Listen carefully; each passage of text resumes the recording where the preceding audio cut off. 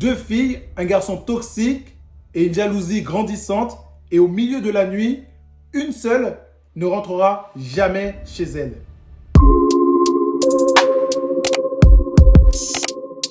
Avant que tout bascule, Sarah, c'était une adolescente comme les autres, gentille, douce, un peu timide.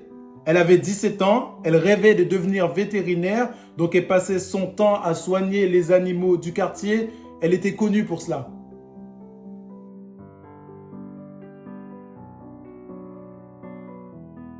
Mais sous son sourire, il se cachait une estime d'elle très fragile parce que depuis son enfance, elle a toujours été moquée à cause de son poids un petit peu en trop. Donc, vous savez que les élèves sont parfois très méchants, surtout au moment de l'adolescence.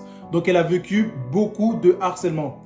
Comme beaucoup de jeunes, elle rêve un jour de rencontrer la personne qui va la faire se sentir spéciale, la personne qui va être en capacité de l'aimer. Et le problème, c'est qu'elle est tombée sur la pire personne possible. Joshua, le début de sa fin.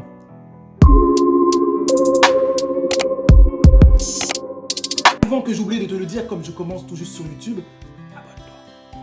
Merci. Joshua, clairement, c'est pas un mec bien. C'est un charreau qui raconte les mêmes disquettes aux mêmes filles, qu'elles sont spéciales, qu'elles sont belles, qu'elles sont intelligentes, qu'elles sont différentes. Et il se trouve que Sarah, malheureusement, est tombée dans le panneau.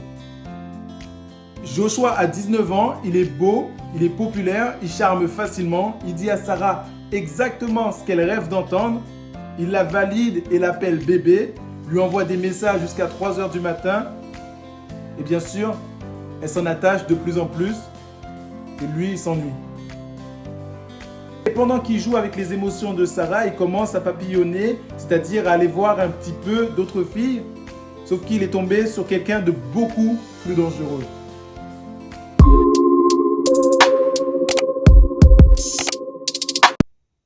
Rachel, une belle blonde de 19 ans, extrêmement jalouse et impulsive, et surtout, elle est obsédée par Joshua. Quand elle découvre que Joshua traîne avec Sarah, elle voit rouge.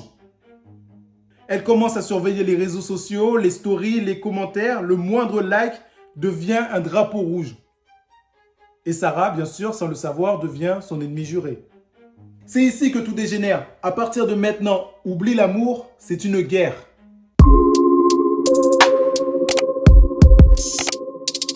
Rachel envoie des messages à Sarah, des insultes, des provocations, des menaces. Joshua, quant à lui, souffle le chaud et le froid. Rachel monte dans sa petite Twingo pour suivre Sarah en voiture. Elle passe devant chez elle, elle l'espionne, envoie des messages vocaux terrifiants.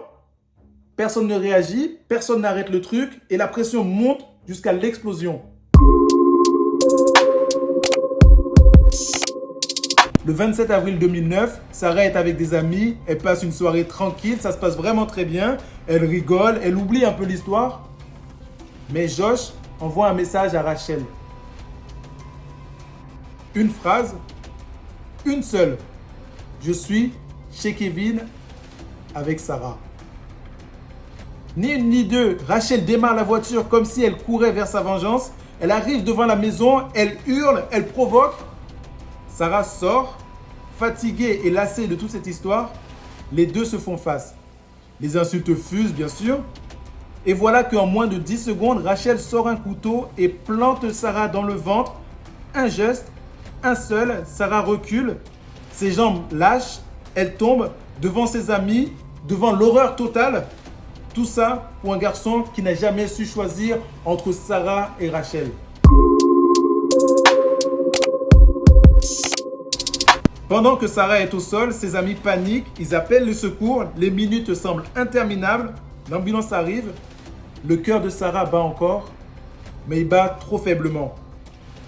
Et elle sera déclarée morte quelques heures plus tard. Et je tiens à rappeler qu'elle avait tout juste 17 ans, toute sa vie devant elle, volée pour rien, pour un mensonge, pour un garçon, une blessure d'ego.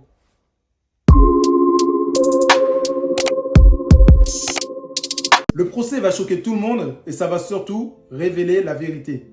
Les jurés entendent les messages de Rachel, les menaces, les insultes, l'obsession. Attends, c'est pas fini! Rachel tente quand même la légitime défense.